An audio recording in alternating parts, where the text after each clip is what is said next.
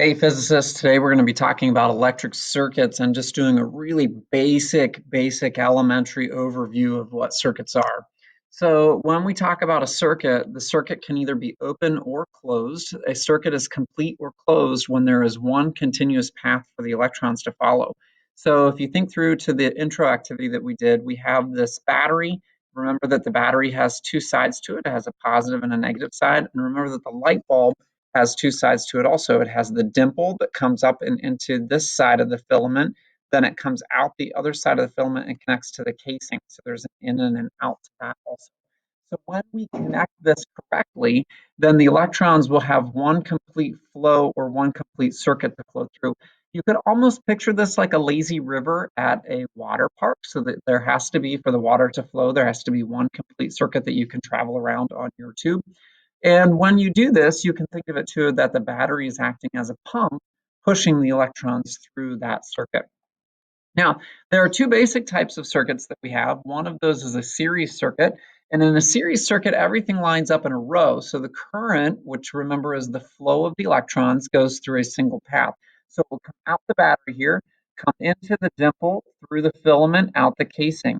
In the dimple, through the filament, out the casing. In the dimple, through the filament, out the casing, and then back into the battery. So think through, if there's any part of that that gets disconnected, then there's not that complete or closed circuit, and so the light bulbs would all go out. So current is resisted by each individual device. So what happens if one device fails? And I just gave you the answer to that. So if one of the light bulbs goes out, then they all go out. So these are the Christmas lights that nobody likes, because when one goes out, the whole strand of them goes out, and you have these huge patches of dark on your Christmas tree, right? Now, the second kind of circuit is a parallel circuit, and everything is lined up parallel, so that as you look at this, the electrons can come out of the battery, they come up to this point here, and they have the choice to either go this way or go this way. And when they get up to this point, they have the choice to keep going up or to go this way. And when they get here, then they come through that way. So there are choices for the electrons to follow through, and those choices will be dictated by whatever the resistance values of these light bulbs are. So if all three of these light bulbs have the same resistance value, then the same amount of electrons is going to flow through each of those. Otherwise, you can think through that the electrons are going to follow the path of least resistance. So more of the electrons will go through a bulb that has less resistance, and less of the electrons will go through a bulb that has more resistance. So voltage is the same across each of the devices. So if this is a 9 volt, let's say this isn't a 9 volt, this is a 1.5 volt battery, then I would say that this branch here has a voltage of 1.5 volts. This branch here has a voltage of 1.5 volts, and this branch here has a voltage of 1.5 volts. So remembering that in a parallel circuit, the voltage is constant. And then what happens is your current divides up among the branches. So if I picture, I'm just randomly going to pick a number here. I have 9 amps of electricity coming out of here. So remember, amps is really the flow of the electrons, the amount of current per second. And then if this has the same amount of voltages, then I'm going to have 3 amps across this one, 3 amps across this one, 3 amps across this one. But altogether, those three have to add up to be 9. Now, thinking back to this series circuit, we look at these, and actually the opposite thing happens. The voltages, this V1, V2, and V3, I would look at and say, together, all of those add up to be my voltage. And I can look at my current and say, well, hey, how much current is going through this light bulb? Doesn't it have to be the same amount that's going through this light bulb, which is the same amount that's going through this light bulb? So you would say in this case, all of your currents are constant, your currents are the same. So series, your current stays constant and your voltage adds up. And then in parallel, your voltage stays constant and your current adds up. And we'll talk more about that later. Now, when we do circuit diagramming, it's a shorthand method of drawing these circuits. There are, for some of these, several different diagrams that we can use. So when we look at a resistor, sometimes you'll see it as this rectangle, sometimes you'll see it as this squiggly line like this. And we've actually done this in the lab, so this should look kind of familiar to you for those of you who are in person. The wire then is just going to be a flat line. A battery is going to be two uneven bars. They represent your positive and your negative terminals off of that. So if you think through when we did capacitors, our capacitors would be two parallel even bars. We're not going to get into capacitors in this class. That's sort of out of the scope and sequence.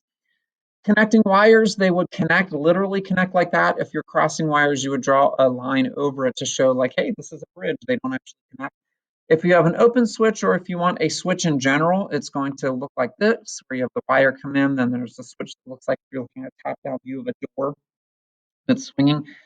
Light bulbs, there are a ton of different versions of the light bulb, and it kind of all depends on what kind of light bulb you're using. One of the most common ones that we will use is we'll just take the resistor symbol and we'll put the resistor symbol into a circle to show that it is a bulb, because really your light bulb is a big resistor.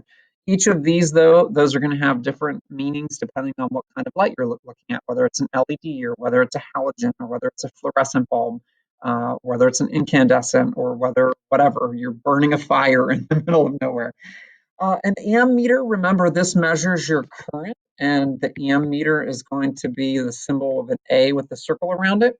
Remember that in order to measure the current, that has to be in the circuit to measure it, because the current has to literally flow through it, which ties back to what we said earlier, that in a series circuit, if you're hooking your ammeter in, it's in series, that is going to be a constant current. Your voltmeter, then, remember that it is going to measure voltage, and it doesn't have to be in the circuit. It goes in parallel. So you literally just touch both sides of whatever it is that you want to measure the voltage for. And remember that in a parallel circuit, the voltage is constant. So you're measuring the voltage based off of that parallel value. So measuring voltage and current, when measuring the voltage, the voltmeter needs to be hooked in parallel in the circuit. So notice how my voltmeter here, I want to measure the voltage of resistor 1. I'm going to hook it in parallel, and then I'm going to move my voltmeter over here and measure it, and then I'm going to move it over here and measure it. But notice that now each of those cases, I'm just touching both sides of the resistor in order to get the voltage value. When I want to measure the amperage, the ammeter has to be hooked in series in the circuit. So I would literally disconnect this wire here, put my ammeter in and measure that. And then I would disconnect this wire, hook my ammeter in so that it goes into one side of the ammeter, out the other. Then I would disconnect this wire and measure that for that. Lastly, what is overloading? Overloading is when we have too much current and it's drawing out the wires, causing the wires to heat up. So it's causing the wires to heat up.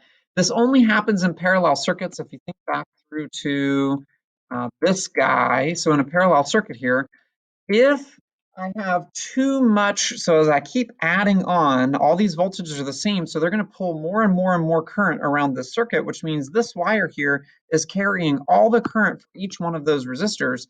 So as I get more and more current, then there's a chance that there's too much current flowing here through there, and that particular part of the wire is going to heat up and burn. So we had houses burning down, so we began by putting what we call fuse boxes into the basement or into the side of the house. And there would be this fuse that has a piece of metal here, a piece of metal here, and this squiggly piece of metal here. And as too much current flowed through here, it would cause this to heat up and melt.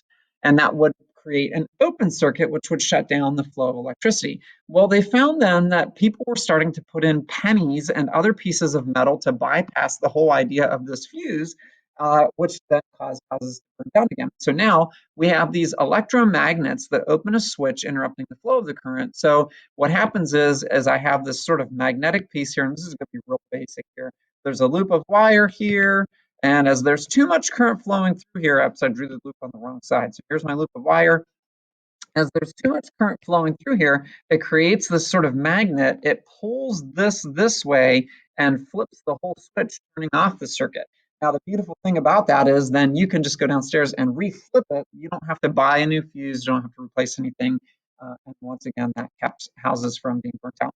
So in general, that's a great overview, not a great, but that's an overview of basic things you need to know about circuits. What's an open and closed circuit? What is a series and a parallel circuit?